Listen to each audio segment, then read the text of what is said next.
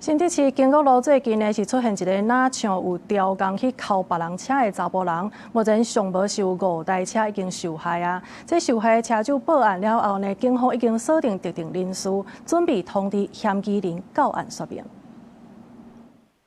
面中一對翁仔某行佇大路，其中查甫疑似對褲底下扔出唔知啥物物件，超工挖緊停在路邊的車輛，過無偌久，車主來洗車，發現車邊互人掛出一條一條的分裂。我朋友的車停在那邊，已經有被破壞過，但是因為他的車比較舊，所以他就不想追究這樣子。對，然後昨天我過去牽車的時候，就發現那個車上有2道刮痕。在附近開汽車美容的業者指出，最近這幾個月有不少停在附近的車，攏出現互人破壞的狀況，損失攏是上萬的。大概門這邊吧，這邊一條，然後後面這邊這條蠻長的，而且見底。大概可能這幾個月有不同的車子，我自己有2台車都被刮了，然後有不同的車子，然後就是大概都停那個位置都會出現刮傷。本案本分局依規受理在案。